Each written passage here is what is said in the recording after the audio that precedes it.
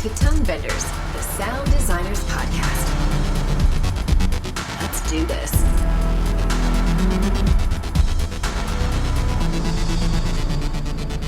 Hello and welcome to Tonebenders. My name is Tim Muirhead, and I will be your host for today, along with my co-host Mark Kilborn. Mark, we have a hell of a show for our listeners today. Yeah, we do, Tim. Today we have the sound team behind the latest season of Stranger Things. I think it's fair at this point to call the show a cultural phenomenon. You can't throw a rock without hitting an article about it. It's a really fun show. It's got amazing sound work, great music. I mean, like Kate Bush and Metallica are in the charts again because of this thing. It's pretty wild and it's a lot of fun. So I'm looking forward to hearing what they have to say about it. So I'll introduce our guests today. We have Craig Hennigan, who is a co-supervising sound editor and re-recording mixer. Welcome to the show, Craig. It's great to have you back on. Great. Thank you, Tim. Thanks, Mark. Yeah, happy to be here. Also joining us are Lee Gilmore and Katie Halliday, who both served as sound editors on this season. It's great to meet you both. Thanks for joining us. Hey, guys. Thanks so much, guys. And finally, we have Angelo Palazzo, who is the lead sound effects editor. It's nice to meet you, Angelo. Thanks for joining us. Thanks, Tim. Great to meet you. Thanks, Mark. Okay, so let's get down to it. This show is huge, both in its sound design and in its scale. It's a cliche that people come on this show and say, you know, we treated every episode as a little film.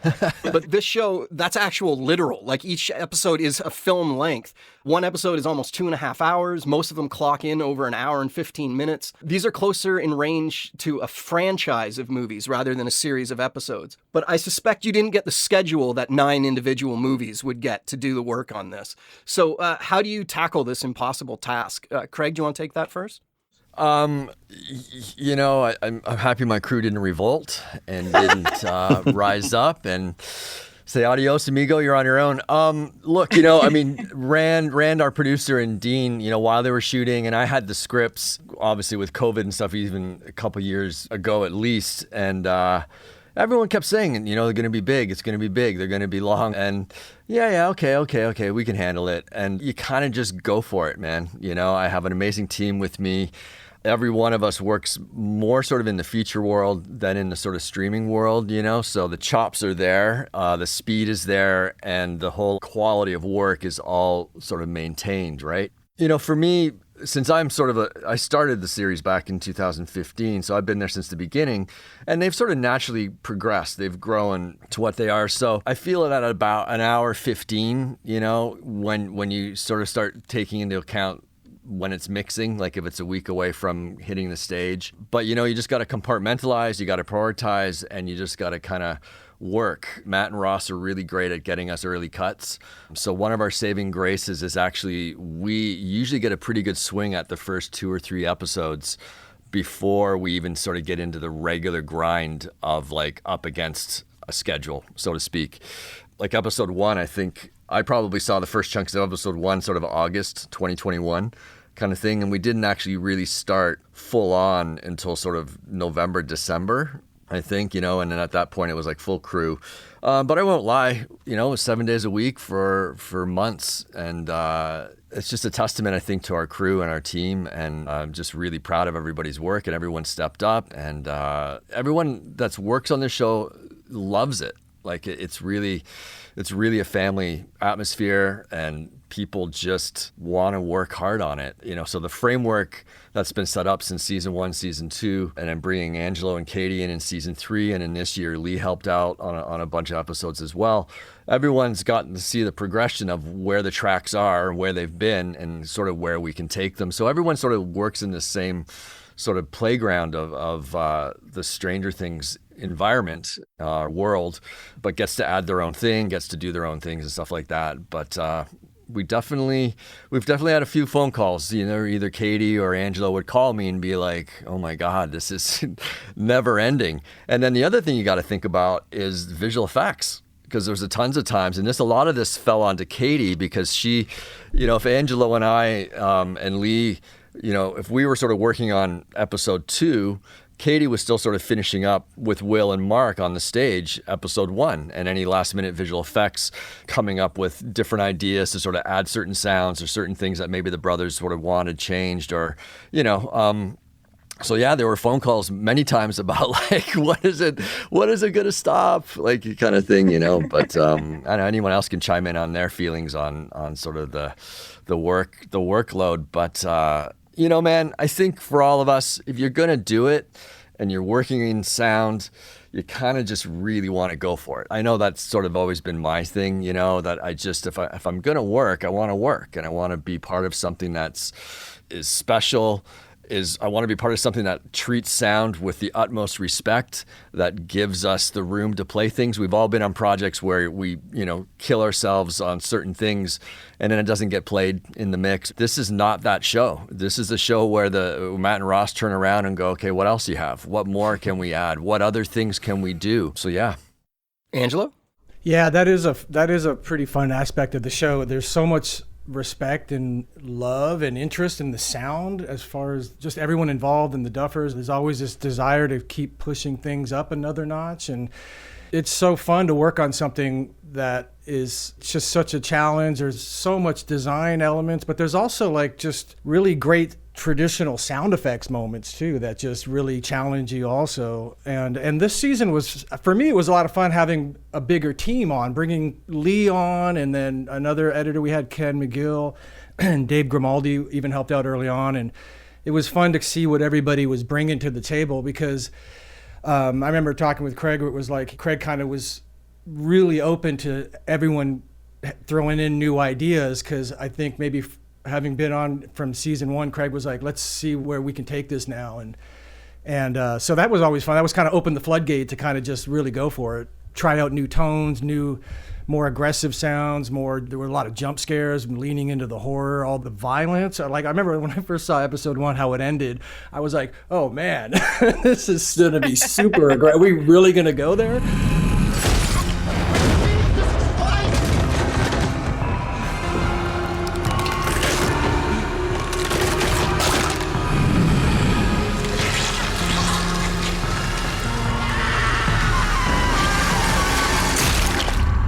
Like, I was like, that's a heavy duty ending. And then, and the whole thing is like that. I was like, man, this is going to be wild. Yeah. Yeah, I'd say on my end on the stage, I sort of had this unique advantage of seeing forward and backwards what was going on with everybody. And I'm still amazed at how everyone's like, all right, we're doing it. We're going to get through it. It's good. It's, we're all working our asses off, but at no point was anybody nobody was ever at that point, like Craig said, of revolting or anything like that. Cause we were all just so excited and just really wanted, in for a penny, in for a pound. We all wanted to be there 120%. And I think you can hear it in the show. I think you can really hear how much everybody's love and effort is in there. So I would piggyback off that. Yeah, just everybody, brought their A game on it big time. I was kind of in an interesting scenario where I came in kind of more as mercenary work, just to kind of snipe certain areas. And Angelo and Katie totally saved me because they had already been through it. They'd already been in the trenches. Angelo was the total gatekeeper for everything. And I know, sitting down like on the first day and you start cutting and everything's at an 11. Almost on this show, I'm just going to cut a door close. And then you kind of look and see what Angelo's been doing. You're like, oh my God, my door close has got to be an 11 door close, So you start doing that, and then you kind of start getting into the vibe, and I probably worked on half the episodes or so. And then it was really exciting to, sit down with my kids and watch what everyone else had done once I was off the show. Because I'm super, super proud to have been a part of it, because everyone just absolutely crushed it, I thought. And so much things that we work on, like Craig was saying, you get railroaded by music, you get, everything gets ducked a ton, but like, man, the sound just plays on this thing, and it was really, really exciting, and it's in your face, and just 11, 11, 11, because it's about 11, I guess. Yeah. Yeah. You may have answered my question in what you just said, but one of the things I was curious about was, having watched all the seasons, each season it gets more and more intense, but this season felt like maybe 2 or 3 steps up in terms of the sound. And like you said, even things like door closes, everything was so detailed and so intense. And I was curious, was that something that naturally happened among you? Was that a direction you received? Yeah, it's a bit of both, honestly. I mean, it's been a natural tendency every season to sort of amp it up a little bit. And then honestly, Matt and Ross and Dean Zimmerman, our picture editor, and Casey, his first assistant and editor as well, and Kat, the whole picture team, they really get into it, and now they have 3 seasons. Well, then they had 3 seasons of our stems, so they could go back in and cherry pick a sting from season 1 and then something from season 2. But then they would get into stacking them, right? So then when it would show up over to us, it was like something where we really needed to it was a really great roadmap. And the fact is, a lot of it's our sounds, so it's already strangerized. It's already our world, So, and then it was just like the challenge of, maybe using a little bit of that sound or going back and finding out what elements that I might have made in season 1 that made up the sound that Casey chose, and then extrapolating on that. So it really came from them. It came from Matt and Ross, and it's just turned into sort of the overall feel of the show, I think. And it's an energy thing, we use a lot of whooshes, a lot of stings, a lot of impacts, a lot of hits, a lot of bass on things. It's all about an aesthetic that they kind of, when I do spotting sessions with the guys, we sort of talk in sound effects and we sort of talk in that sort of language. They're big fans of all sorts of different types of genres and everything out there, as you know. So all that comes to play. And this season, I was a little less concerned with making it authentic 80s. I think, like the first 2 seasons, I tried to be a little bit more like, okay, what would a sound effect really be like in, 1984 or 83 or something, and sort of like wanted it bigger, but didn't want to sort of like go full blown. And I think this season, the storytelling really demanded that the sound sort of follow that sort of aspect. And definitely the music sort of fell in line with that as well. So it all sort of like turn it up to a degree. And then you got Mark and Will, second season for them mixing. So they're a little bit more comfortable. They're a little bit more into like maybe opening it up a little bit more. We worked a lot from a technical aspect. We worked a lot on the dynamics, on how to get the Netflix number, but still make it feel large, and how loud you're monitoring in a room versus how loud, we're actually hitting tape, for lack of a better way to describe it.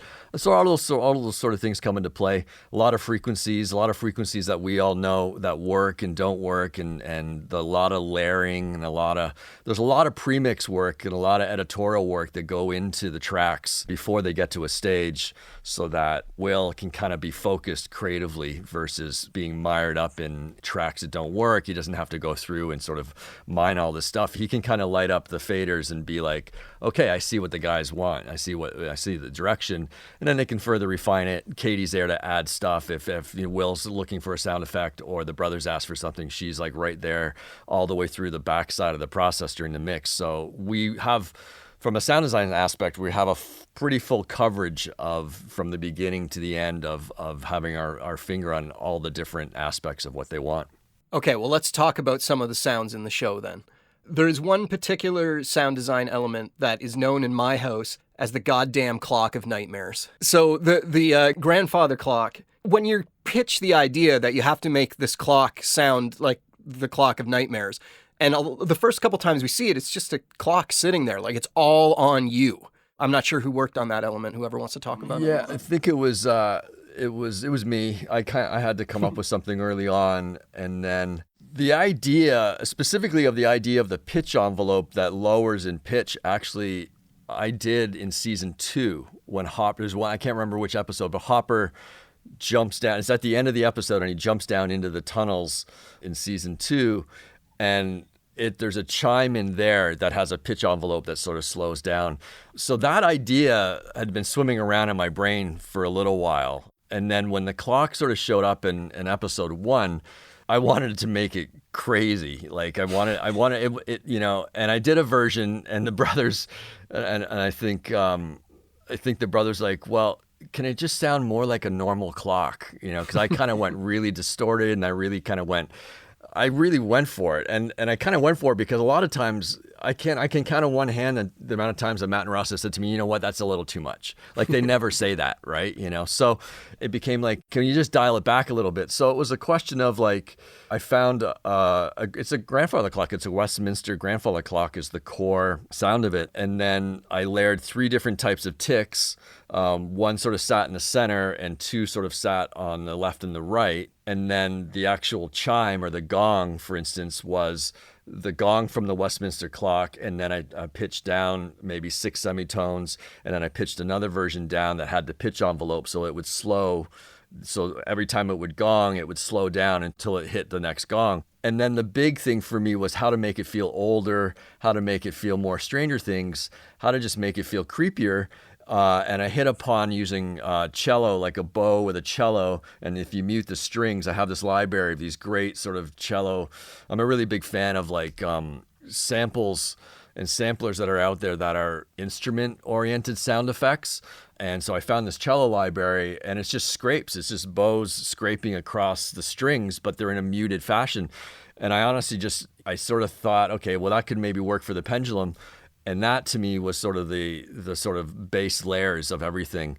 And then the Duffers sent me a chime that they really liked, where I don't know where they found it. They found a chime someplace that they enjoyed. So they gave me that, and I sort of added a little bit of distortion. So when you listen to it, the higher pitched version that has a little bit more bite to it is something that they found and gave to me. And then I sort of just built it. And then, when it goes to Will, he has the ability to sort of like have the regular sort of clock version, and then it kind of goes into like, you can lean into the pendulum swing of the cello.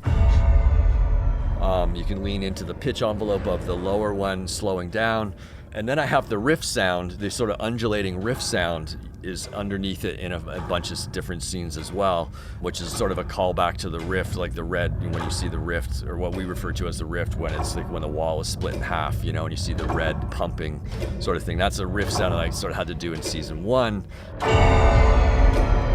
So that's sort of underneath a bunch of different scenes, specifically with Max in the hallway, I think in episode 3. And that's an idea that Ross threw to me. He was like, can you just somehow put the rift underneath? Again, it's all about reinforcing the Stranger Things universe and the Stranger Things world.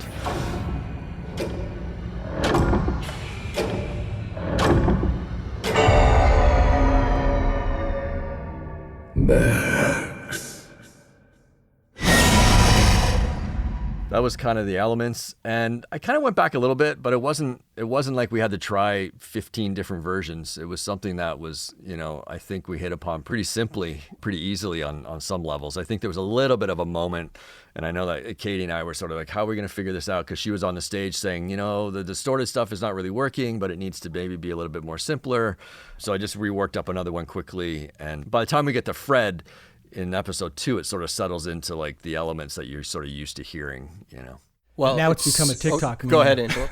No, I was just saying it's become like a meme in TikTok now. It's like it's taken on a whole life of its own now. I was telling Craig, I was like, this thing's become part of the culture now. It's like it's embedded in social media. It's pretty funny. Yeah. Well, yeah, it's been a meme, and I've also seen articles about fan theories that Vecna was there all along because they've heard chime-like sounds in past seasons. So so that actually is somewhat true-ish, but I certainly didn't have a timeline of like, okay, and starting in season 1, but Craig, you got to think about this clock that's going to show up in season 4. Nobody talked to me about that, but there was definitely things in the music that had, I think there's one in episode 1 when Will falls off his bike, you hear a chime, you hear another chime in Billy in season 3, you definitely hear the chime gong with Hopper in the cave.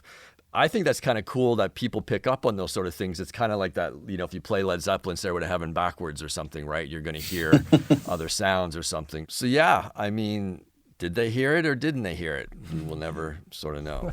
Well, it's a testament to the popularity of the show that people are watching it so much that they are catching on to these things.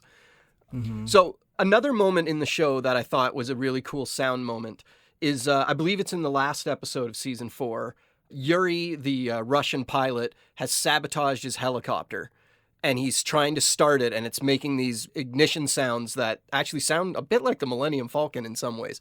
But he then they tell him to stop, and he says that it sounds good and vocalizes what it's sounding like. On contrary, those noises you hear, that it's very good sign.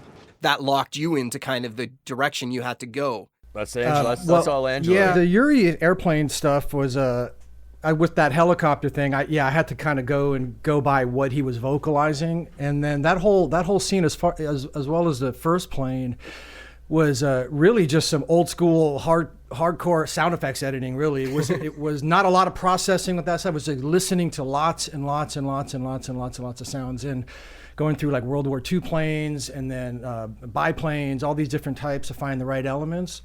And with that one, I did find, I think it was a P-51 plane from the like 1930s or 40s, and it had this sort of, and I was always trying to keep it airplane based. Nothing like, I wasn't trying to, I didn't want to like dig into like other type of vehicles.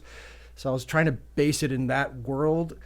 And yeah, so I found some stuff that was working really nice, and the whole thing with Yuri's, my whole idea was to make his planes sort of an extension of his character, because they're unpredictable, they're not trustworthy, they malfunction, they're kind of quirky, they're kind of fun. So to me everything about his vehicles was kind of a part of him. That's what how I was thinking about it. So I was trying to make it fun, trying to make it funny, and these vehicles are his one opportunity to control the environment, so he can kind of set the tone. So it's kind of fun to kind of make the thing backfire and find, get the inertia starters and all that.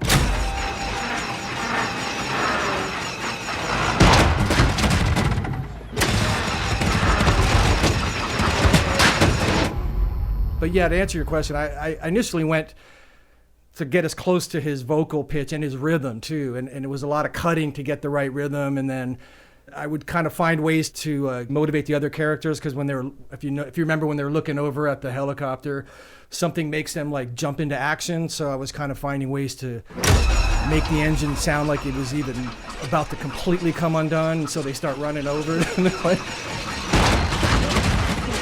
Yuri, that's enough! That's enough! Hey! The hell you think you're doing? Get your hands off me, potato head! Yeah, it was a lot of fun. And with the airplane was a similar thing. I remember Craig and I were talking about it because we first got the scene. It was really just Yuri cranking the wrench and then finding a spot on the hull to bang. And when we first saw it, it was just nothing. It was just him hitting the hull. And Craig was like, "Good luck, man. You got to make that sound like he hit the right thing and it fired. You know exactly where to hit it. And the thing's gonna fire up, and then boom, the backfires. Everything starts spitting out, and then the thing revs up."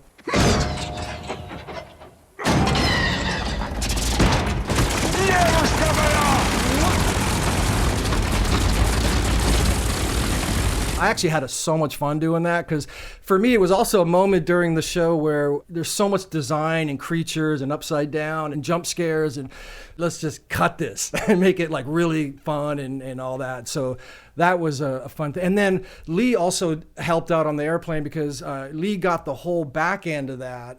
It was really fun to sort of get it started and then hand it off to Lee, and he took it from when the plane nosedives and just begins its descent to crashing. And you could probably talk about that, Lee, but Lee did such a great job on that. It was also some fun humor in all the sounds that we put in there. It was a good time. Yeah, on the plane crash, bottom line is just try to make it fun. I try to make sure that like every sound that's in there is intentional, not try to have too much filler, and that everything's trying to tell a story point. And then I do like a lot of pinch ramping on stuff just to try to, make it fun, basically. Have a lot of beats and just not have it be a wall of sound, and have it just kind of be as much musical as you can for crashing a plane into the tundra.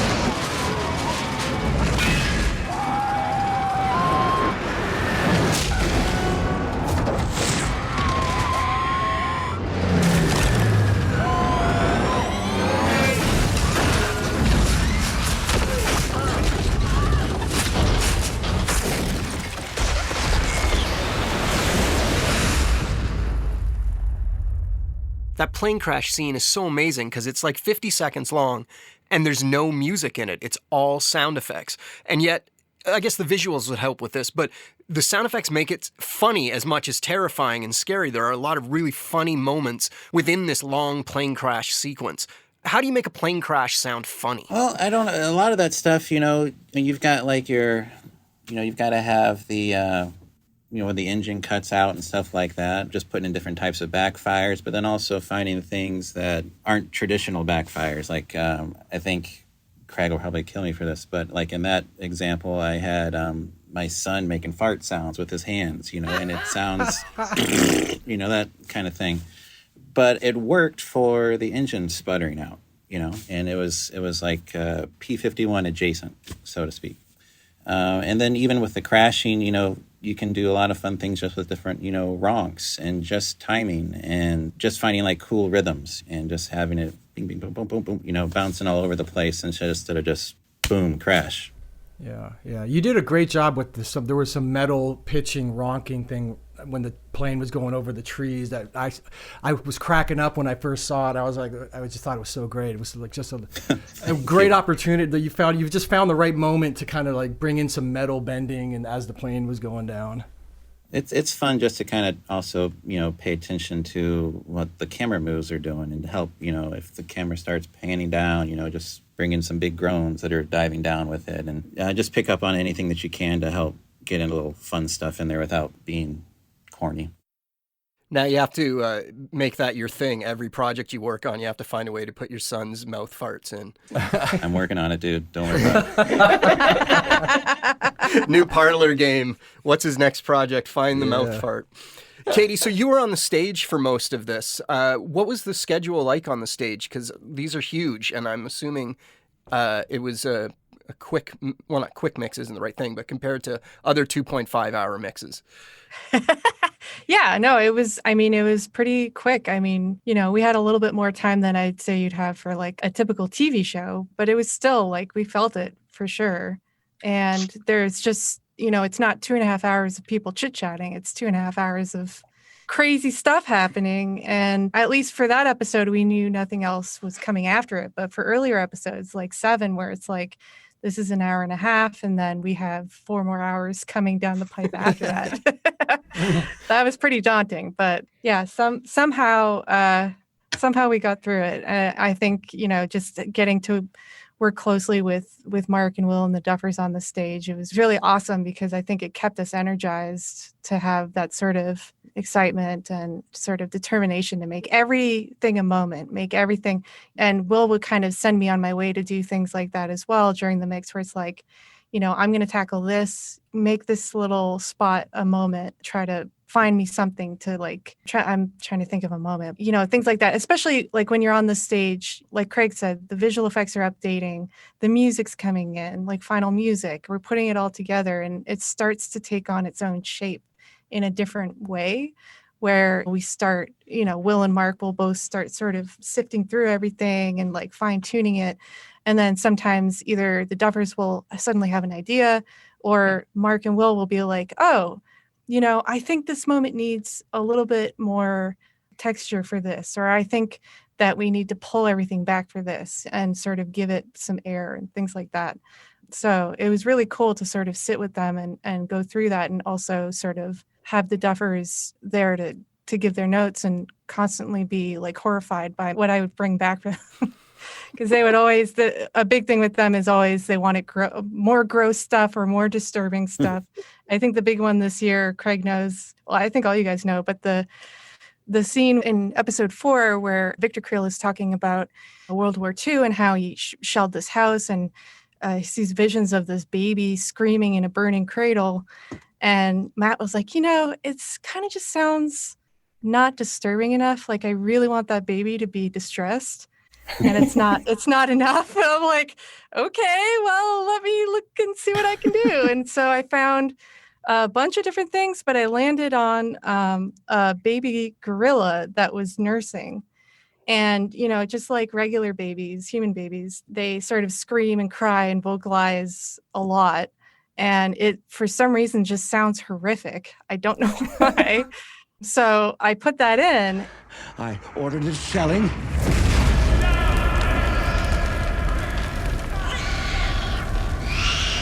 I was wrong.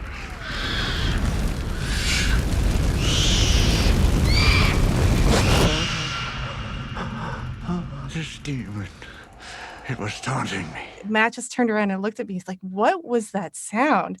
like, oh, it was a baby gorilla. He's like, what's wrong with you? I think everyone's. You want it disturbing? I think our collective respect for Katie notched up another level after we heard that, because I remember hearing that, because a few of us took a shot. We used babies, and then I remember hearing that, and I was like, what is that? And then I called Katie. I was like, did you put this gorilla in? And it was so good. It was so perfect. I was like, man, that's amazing. I'm like, so good. But there's like a lot of little moments like that where things just sort of flesh out on the stage in a way that you can't predict in editorial. And so I was sort of there to help field anything like that, where it's like, hey, go, can you grab something for this moment? And that's a perfect example. Mark, you got something? Yeah, well, I was going to pivot a little bit if everybody's up for it. I'm curious about creature sounds, but not necessarily the most obvious ones. Like when we put up the Twitter question, everybody was like, how do they make Vecna's voice? I'm really curious about the voice, I guess I put it in air quotes, the voice of the tentacles, the movements, the chittering, some of the stuff they were doing. And I'm curious about the voice of the bats. That one, for whatever reason, really stuck out to me as I watched the show. All right, who goes first? Because that's a kind of collective for sure. Yeah. I mean, I can touch on the vines a bit. Yeah. A lot of it. There's definitely a lot of gore, kind of like vegetable crunching kind of stuff with that. But I did come on to a sound when the whole crew is in the house when they get pinned against the wall. That whole scene. Yeah. A lot of it's sort of really like a lot of heavy wood. Manipulating wood creaks that I had recorded and pitched them down, and then I just would like do these different pitch ramping, getting them to chitter and stutter. Just a bunch of different ways to do that with samplers and just processing them so they kind of have a vocal element.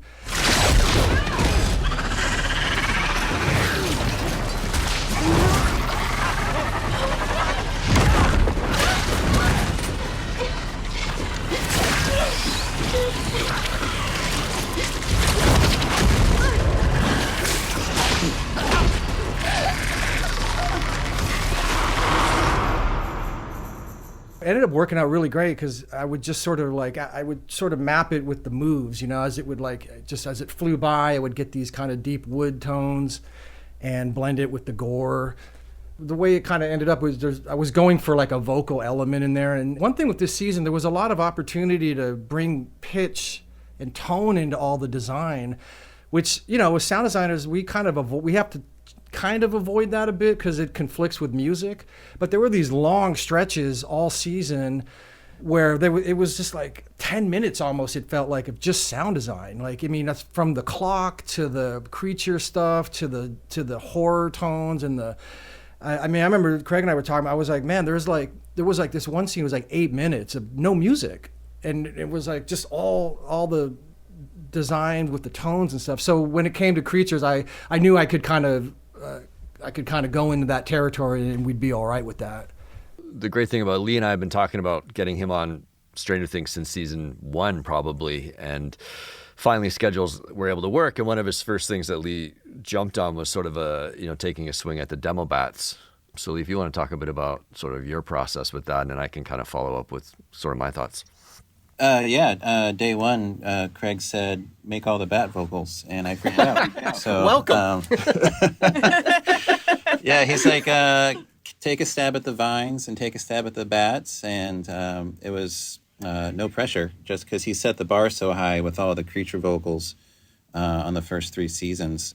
So it was a challenge in the fact that you wanted to, here's my chance to bring something new, but you're also in a universe where it all has to play off each other. It has to feel like it's from, connective tissue, that they're all upside down related. As far as, and then I did a pass, Craig did a pass, Angelo did a pass, and then it just kind of all got Frankensteined into what you ended up hearing. So these guys definitely, contributed a ton to that. As far as the bats go, it was a lot of, you've got like these crazy parrots in Burbank that show up every now and then. So it was a recording of some of those.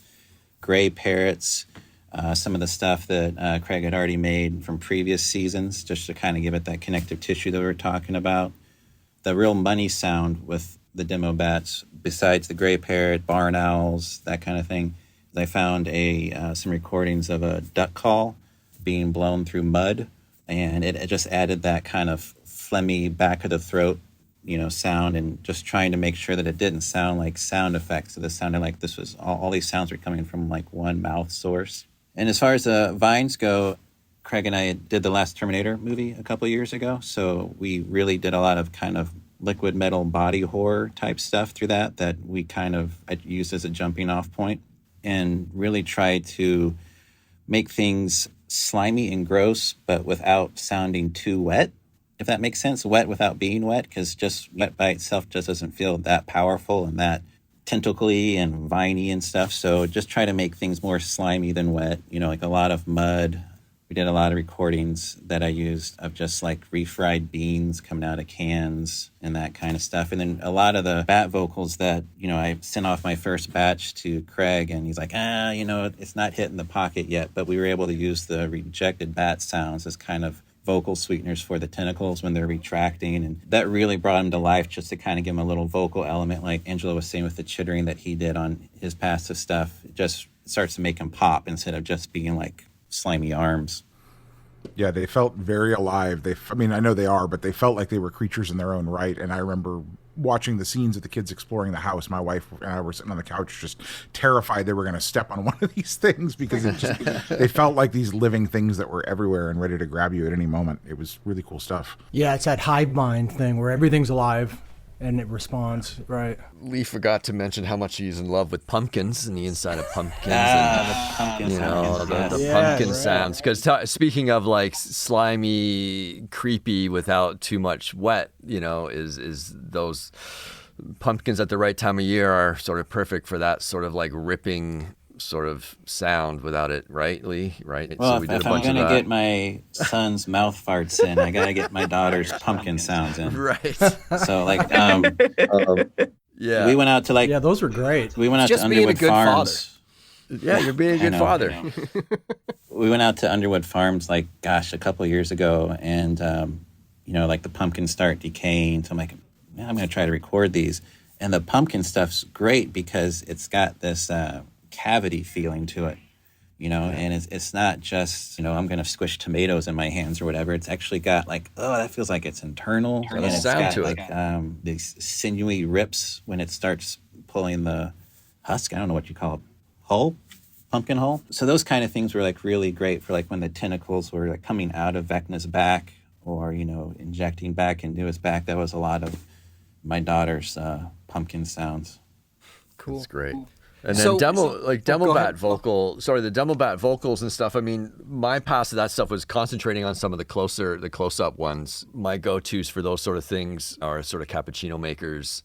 And I have I'm in the middle of a renovation here at the house, so I have a lot of really 1960s style closet doors still, the roller closets.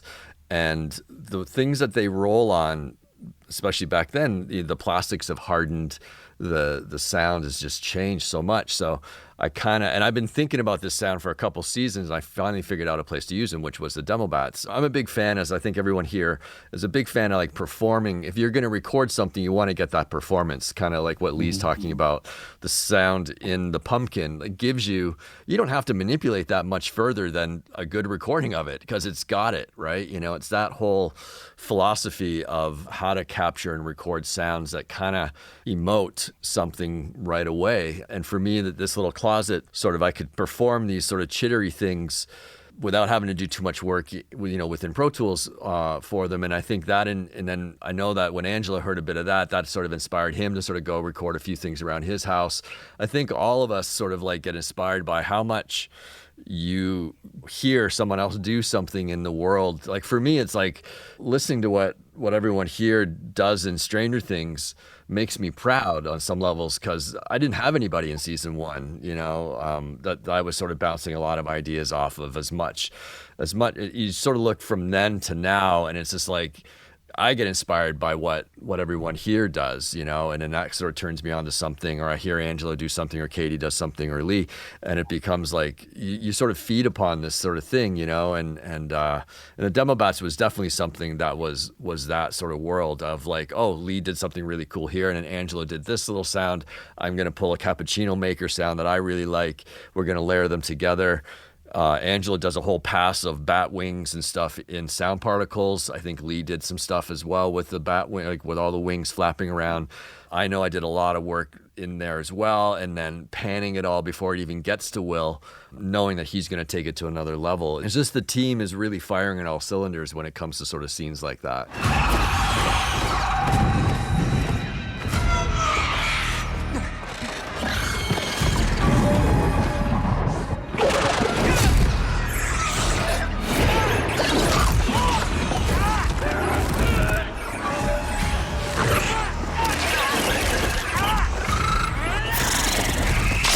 Yeah, it was fun to see everyone's work get stitched together like that, actually. Yeah, it was like nothing got thrown away, you know? It was like, I mean, everything in some way made it in, and all these really great ideas that everyone brought, and you know, you would see it all stitched in there, and it just became this just great collaboration. It was really fun to see that at the end.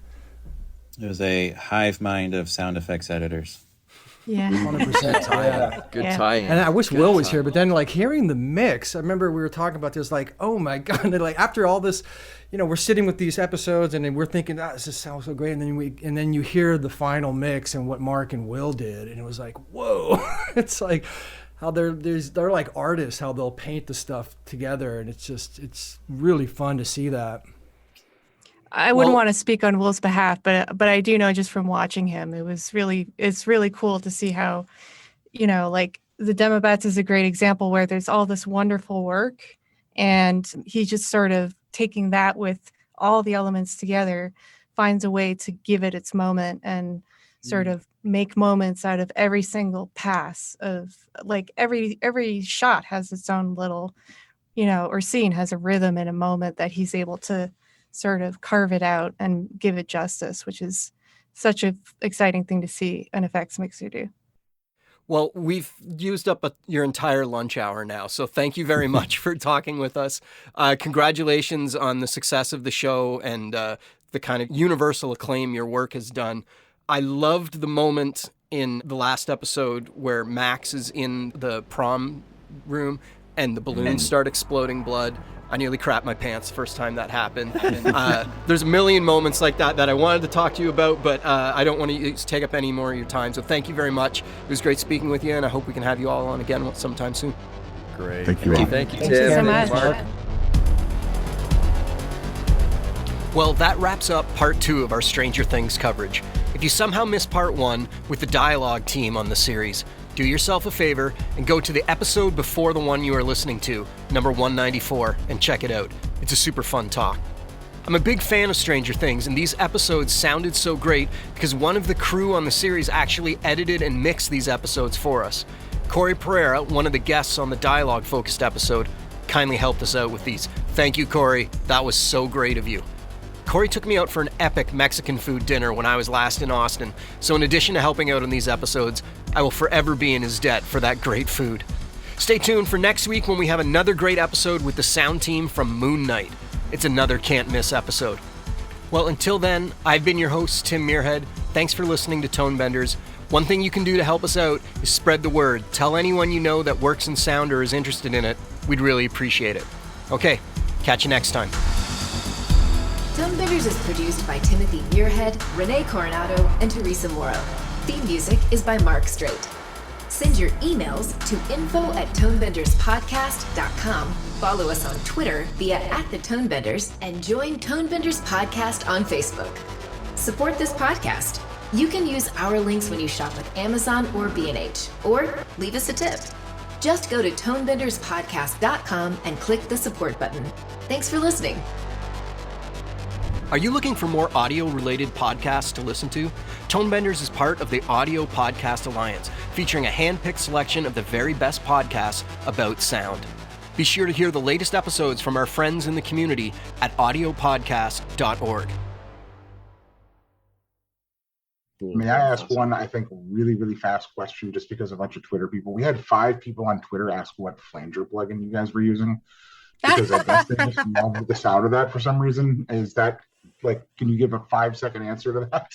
What flanger?